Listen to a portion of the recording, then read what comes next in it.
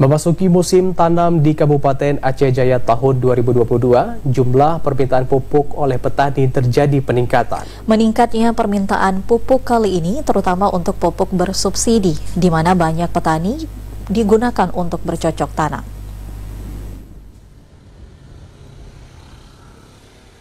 Sejak beberapa bulan terakhir, permintaan pupuk oleh petani di Aceh Jaya mengalami peningkatan yang signifikan.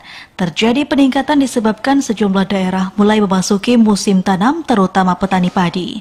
Selain dari petani padi, permintaan pupuk juga terjadi untuk petani jagung dan beberapa tanaman palawija lainnya yang selama ini dikerjakan oleh petani setempat.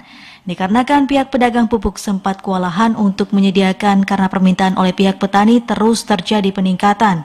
Walau begitu, di salah satu toko pupuk dan obat-obatan di Kota Calang, ketersediaan pupuk baik pupuk subsidi dan non-subsidi masih aman dan lancar.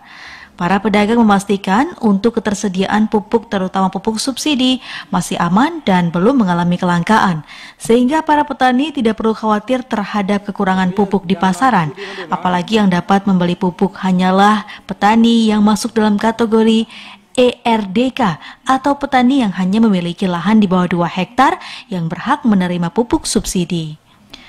Salah seorang pedagang pupuk, Ismadi, mengatakan dalam 1 bulan permintaan pupuk subsidi mencapai 5 ton. Menurutnya, untuk 2 jenis pupuk bersubsidi yang dijualnya, seperti pupuk NPK Poska, pihaknya menjual Rp150.000 per sak, sedangkan untuk pupuk urea dijual Rp145.000 per sak dan tidak terjadi peningkatan.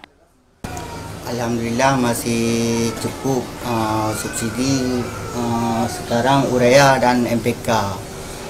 Untuk bulan 10. Para pedagang juga menyampaikan pendistribusian pupuk subsidi hanya diberikan kepada petani yang masuk dalam ERDKK dan yang tidak ada data pihaknya tidak melayani karena pupuk subsidi diberikan sesuai dengan jumlah petani yang ada dalam ERDKK. Dari Aceh Jaya, Musliadi, TVRI Aceh melaporkan.